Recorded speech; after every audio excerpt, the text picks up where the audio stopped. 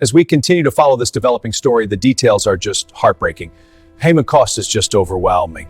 Today, we bring you a heartbreaking update from the world of politics, sports, and entertainment, as several beloved legends have sadly passed away. From former Hawaii Governor George Ariyoshi to basketball icon Oscar Schmidt and acclaimed French actress Nathalie Baye, their loss is being felt across the globe. In this video, we take a brief look at their lives, achievements, and the legacy they leave behind.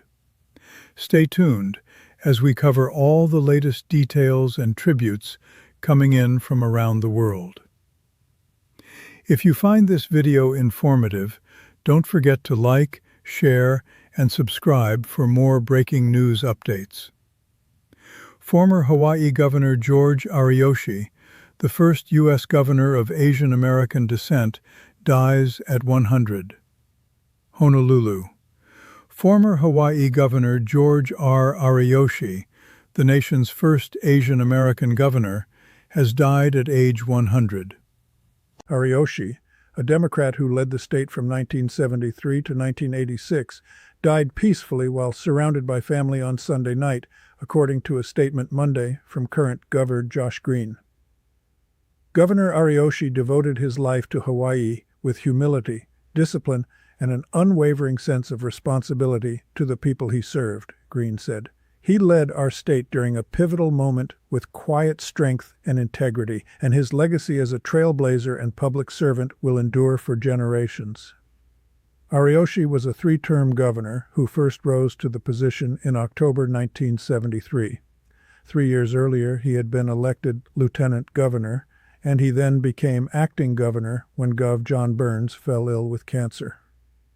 Ariyoshi won the office outright in 1974 and was re-elected in 1978 and 1982. Hawaii governors are now subject to a two-term limit. His political career coincided with the Democratic Party's rise to power in Hawaii.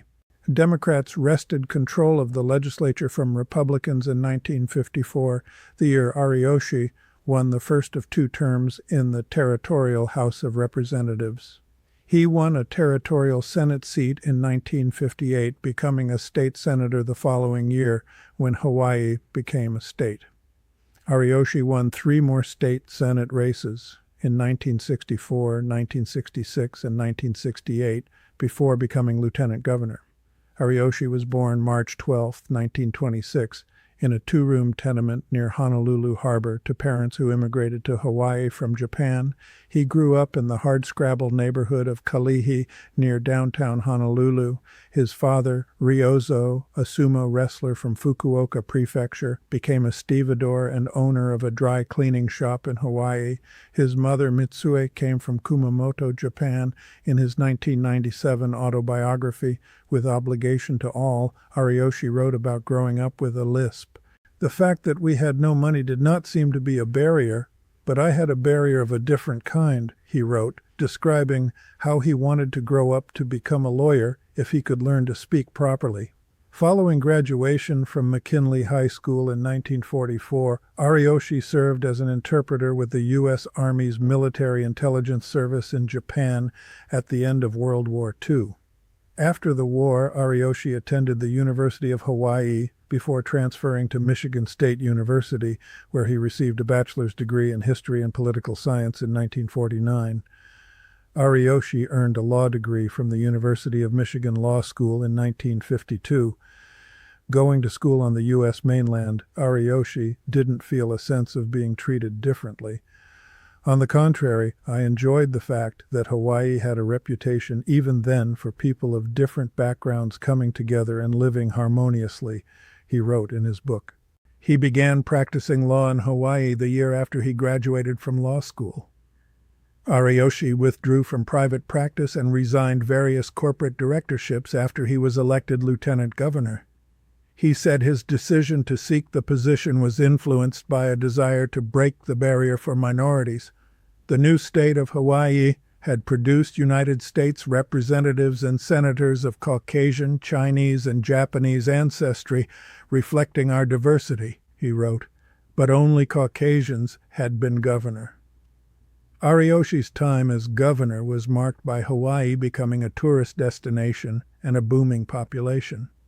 I was convinced that neither our infrastructure nor our environment would support this rate of growth, he wrote. In 1975, Ariyoshi and his wife, Jean Hayashi Ariyoshi, attended their first National Governors Conference in Washington, D.C., where they were invited by President Gerald Ford to a black-tie dinner at the White House.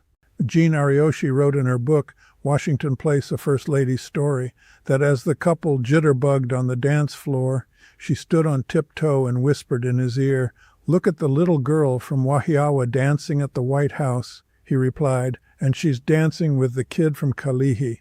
John Waihe, who became Ariyoshi's lieutenant governor in 1982, went on to be elected the first governor of native Hawaiian ancestry in 1986 with Ariyoshi's support. In addition to his wife Jean, Ariyoshi is survived by daughter Lynn and sons Don and Riozo. Natalie Bay, French actor known for her warmth and versatility, dies at 77. Paris, AP. Natalie Bay, a French actor who was a fan's favorite for her down-to-earth charm and great versatility, has died. She was 77. French President Emmanuel Macron paid tribute to an actor with whom we loved, dreamed, and grew. French media reported that Bay died on Friday in Paris from a neurodegenerative disease, quoting a statement from her relatives. "We loved Natalie Bay so much," Macron wrote in a message on X. Through her voice, her smiles, and her modesty, she accompanied the past decades of French cinema, from François Truffaut to Tony Marshall. Bay featured in more than 80 movies, switching from mainstream comedies to auteur films with ease in a career that spanned over 5 decades. She twice claimed the prize for Best Actress at the Césars, France's equivalent of the Oscars. Bay, who was Leonardo DiCaprio's on-screen mother in Steven Spielberg's Catch Me If You Can, won both popular and critical acclaim for her role in Venus Beauty Institute, a romantic comedy that follows 3 women working in a Parisian beauty salon as they search for fulfillment. Marshall won the César Award for Best Director in 2000 for the movie. The daughter of artists, Bay first trained as a dancer, then honed her acting skills at the famed Cours Simon and the Conservatoire. She took the spotlight in François Truffaut's Day for Night in 1973, and 5 years later worked with him again on The Green Room. Bay worked with directors Maurice Pialat, Claude Sautet, and Bertrand Tavernier, among others. She rose to fame with the return of Martin Guerre in 1982. A year later, her role as a tough-talking streetwalker devoted to her down-and-out gangster boyfriend Philippe Léotard in La Balance earned her a César. Bay liked to work with emerging filmmakers such as Xavier Beauvois. She won the César for Best Actress for his movie The Young Lieutenant in 2006. Oscar Schmidt, Basketball Hall of Famer from Brazil, dies at 68, São Paulo, AP. Oscar Schmidt, the Basketball Hall of Famer, known to his Brazilian compatriots as the Holy Hand, died Friday. He was 68. Schmidt's family said in a statement that he fought a brain tumor for 15 years with courage, dignity, and resilience, while remaining a role model of determination, generosity, and love of life. Oscar leaves a legacy that transcends sport and inspires generations of athletes and admirers in Brazil and worldwide. Schmidt is beloved in Brazil for committing to the national team for 19 years and becoming one of the most prolific scorers in basketball history. He also starred in a historic victory over the United States in the final of the 1987 Pan American Games. The biggest player of Brazilian basketball history bids farewell as an absolute symbol of sport, the holder of a trajectory that redefined the boundaries of what was possible in a court, the Brazil Basketball Confederation said in a statement. His death closes an era, but his greatness remains. Chose Brazil over NBA. Schmidt, who never played in the NBA, began his professional career in 1974, and most of it was at home in Italy, where he became a childhood idol of future great Kobe Bryant. In 1984, the NBA's New Jersey Nets drafted him in the 6th round, and he trained with them, but declined a contract. At the time, NBA players were not allowed to play for national teams. Schmidt said he had no regrets at his Hall of Fame induction. "I was the choice, no, 144, he said. His idol Larry Bird laughed next to him. They came to offer me a no-cut contract to play for the New Jersey Nets. I said thank you very much, but if I play one game here, I will never again play for my national team. 3 years later, we beat the Americans here in the U.S. Sorry, that was the greatest thing I did in basketball. Bird released a statement Friday saying, I always admired Oscar and considered him a friend. He was, without a doubt, one of the greatest players to ever play the game. It was an honor of a lifetime when Oscar asked me to present him at his well-deserved induction into the Naismith Memorial Basketball Hall of Fame. My sincere condolences to Oscar's family. Kerr compares Schmidt to Steph Curry. Golden State coach Steve Kerr said in comments before the Warriors played the Phoenix Suns on Friday that Schmidt was one of the greatest shooters I've ever seen in my life. Just no conscience, just a little bit, of a Steph Curry mentality. Kerr added, never ever thought twice about letting it fly, just a beautiful player with an incredible mentality. Kerr played against Schmidt at the 1986 World Championships and tore his ACL during the game. He literally picked me up, carried me off the floor, Kerr said. It was an incredible gesture on his part, and over the next few years he really exploded. I was so sad to hear about the news today. Only 68, and the guy was absolutely beloved in Brazil. So to all our Brazilian fans, I just want to say my condolences, and from the Warriors, we're feeling for you. Portland Trail Blazers coach Thiago Splitter and NBA champion Anderson Varejão, two Brazilians in the league, praised Schmidt while passing along their condolences on social media. Holy Hand standing 2.03 meters, 6'8". He was a keen three-point shooter in the 1980s when many coaches advised against it. That earned him the nickname Mão Santa, Holy Hand. Schmidt didn't believe he was worthy of the tag. I don't have a holy hand, I have a trained hand, Schmidt used to say in interviews. He debuted for Brazil at 19 in 1977 and made 326 appearances, averaging 23.6 points per game. He played in a record-tying 5 Olympics and 4 World Cups. He's the all-time leading scorer in both tournaments. He still has 7 of the 10 highest-scoring games in Olympic history, and he holds the single-game records for points scored in the Olympics, 55 versus Spain in 1988, and World Cup, 52 versus Australia in 1990. More than results in medals, Oscar represented values that define the Olympic spirit: dedication, resilience, and respect to the opponents, Brazil's Olympic Committee said in a statement. The 1987 Pan Am Games victory in Indianapolis marked the first time a U.S. team lost a major international tournament on home soil. Brazil won 120-115, and Schmidt led with 46 points. Schmidt retired in 2003 at 45. He passed Kareem Abdul-Jabbar to be the unofficial career highest scorer, and his known tally of 49,737 points for club and country was eclipsed by LeBron James in 2024. Hall of Fame honor Schmidt was inducted into the FIBA Hall of Fame in 2010, the Naismith Memorial Basketball Hall of Fame in 2013, and the Italian Basketball Hall of Fame in 2017. After retirement, Schmidt became one of his country's most popular motivational speakers. He often talked about his battle with the brain tumor diagnosed in 2011, his love for Brazil and basketball. Schmidt is survived by wife Maria Cristina Victorino, whom he married in 1981, and 2 children. One of them, Felipe, spoke about his father's death on social media. Now you rest in peace, Dad. You are in the Hall of Fame of Life, he said. Sister of influencer Mara Flavia speaks out after she dies at age 38 in triathlon drowning incident. The content creator drowned while competing in the swim portion of a triathlon competition in the Woodlands, Texas. On April 18th, influencer Mara Flavia Araujo's sister has spoken out about her death.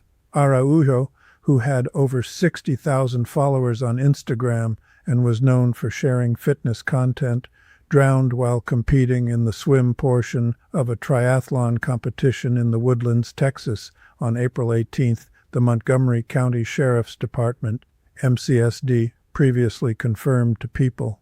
The department opened an investigation and ordered an autopsy to be conducted by the Montgomery County Medical Examiner. On April 20th, Araujo's sister, Melissa, shared a public statement acknowledging her death. You lived life intensely. You were always synonymous with determination, with courage, with a strength that seemed too vast to be contained within you, she wrote in the caption of an Instagram post. You never did anything halfway. Perhaps that is why you left such a profound mark on the lives of everyone who crossed your path. Melissa went on to call her late sister her other half, writing, "A piece of me is gone, and I will have to learn to live without it. And it hurts in a way I cannot even explain. It is a strange silence, a void I knew existed all along, as if the world itself had lost a little of its color. We were always a team, and we still are, just in a different way now. Somehow I know you will still be with me in my decisions, in my courage whenever my strength falters, and in those little daily moments that only the two of us truly understood," she continued. "I will carry you with me in everything I do. Rest now, my sister. It will hurt down here, but I will honor your life every single day. Never miss a story and sign up for People's free daily newsletter to stay up to date on the best of what People has to offer. From celebrity news to compelling human interest stories, Araujo was participating in Ironman Texas, a competition that included a 2.4-mile swim portion, followed by a 112-mile bike ride and a 26.2-mile run, according to its website. During the swim, Araujo fell beneath the water, and her body was later pulled to the surface by the Woodlands Fire Department, police said. Ironman Texas also confirmed the drowning incident in its own statement, writing on Facebook, "We send our deepest sympathies to the family and friends of the athlete and will offer them our support as they go through this very difficult time. Our gratitude goes out to the first responders for their assistance." French film star Nadia Fares dies at 57. French film star Nadia Fares has died at the age of 57, 1 week after she was discovered unconscious in a swimming pool at a gym in Paris. The actor, who was born in Morocco, had remained in a coma following the incident, which is said to have taken place at a private club in the city's 9th arrondissement on 11th April. Her daughters confirmed that Fares passed away on Friday, April 17th. "It is with immense sadness that we announce the passing of Nadia Fares this Friday," they said in a statement to AFP. "France has lost a great artist, but for us it is above all a mother we have just lost." They also asked for privacy as they grieve, requesting respect and discretion during this time. Fares gained widespread recognition in 2000 with her breakout performance in Les Rivières Pourprées, The Crimson Rivers, directed by Mathieu Kassovitz and adapted from Jean-Christophe Granger's novel of the same name. She appeared alongside Jean Reno and Vincent Cassel, who had previously worked with Kassovitz on La Haine. She later featured in several other projects, including the 2007 American action film War with Jason Statham and Jet Li, as well as the horror movie Storm Warning. On television, Fares played Vanessa Dabrante opposite Gerard Depardieu in Marseille, Netflix's first original French-language series, appearing across 2 seasons from 2016 to 2018 before it was canceled. She had been preparing to begin filming a new action comedy in September, which would have marked her first feature as both a writer and director. Fares had spoken publicly about her past health struggles. In 2007, she revealed she underwent brain surgery for an aneurysm that was far from small, and she also had 3 heart operations within 4 years. In a separate Instagram post, her daughter, Celia Chasman, an influencer whom Fares shared with her husband, American film producer Steve Chasman, paid tribute to her best friend. "Mama, this is a heartbreak I will never get over," she said. "Every day I wake up and pray this is a nightmare and that you're still with us. I know you fought your very hardest for your babies. Thank you. Thank you for fighting. Thank you for giving me life. Thank you for every memory. Thank you for the laughs, for the cries. On Saturday we were on the phone and you told me you weren't afraid of death, and my response was that I was afraid of your death, and the next day the universe decided it was time for you. As much as it pains me, it brings me some comfort knowing you weren't afraid." I know you tried your best to stay. I sat at the edge of your bed and begged and pleaded for you to stay, and the universe took you anyway," she added. "It pains me to say goodbye, but Mama, I will make you so proud. I am so happy that we got even closer than we were before in your last few months. You understood me better than anyone, and I don't know how I will recover. People always say I'm mini you, and that's the best compliment." Shazman described her mother as her best friend and a role model, someone she was always eager to share her accomplishments with. "Rest so peacefully, Maman. Be my angel forever. I need it," she wrote. Days of Our Lives. Patrick Muldoon dead at 57 after heart attack. Patrick Muldoon, best known for his roles in Days of Our Lives, Melrose Place, and Starship Troopers, has died after suffering a heart attack, TMZ has confirmed. Muldoon's sister, Shayna Muldoon Zappa, tells TMZ, "Patrick went to take a shower Sunday morning after drinking coffee with his girlfriend in their Beverly Hills home. His girlfriend decided to check on him after he was taking too long and found him unconscious on the bathroom floor," Shauna said. Paramedics rushed over and tried to revive Patrick, according to Shauna, but there was nothing anyone could do. Patrick launched his acting career while still in college, landing the role of Matt in the 1990 sitcom Who's the Boss? After his graduation, Patrick had a recurring role as Jeffrey Hunter in Saved by the Bell. The Los Angeles native went on to play Austin Reed on Days of Our Lives from 1992 to 1995, and then again from 2011 to 2012. He also took on the part of Richard Hart in Melrose Place for several seasons. In addition to his TV success, Patrick was well known for his movie roles, starring as Xander Barkalow in the 1997 film Starship Troopers. He also had parts in Deadlock, 2021, Vanquish, 2021, Dakota, 2022, Marlowe, 2022, and Murder at Hollow Creek, 2023. His final film, Dirty Hands, will be released later this year. Patrick was also an executive producer on a movie currently in production, Cockroach, starring Chris Hemsworth, Taron Egerton, and Zazie Beetz.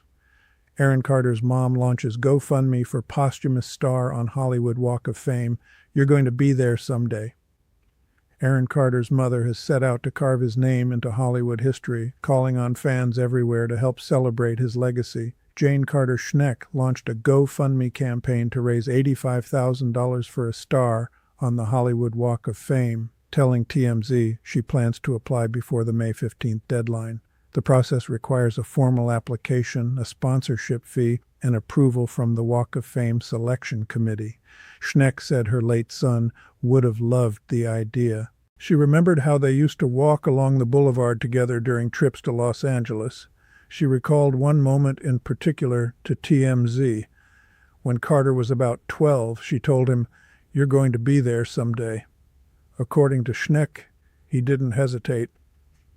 Yeah. Carter's siblings, including Nick and Angel Carter, are fully behind the effort, and Schneck believes fans will be the driving force behind bringing this tribute to life.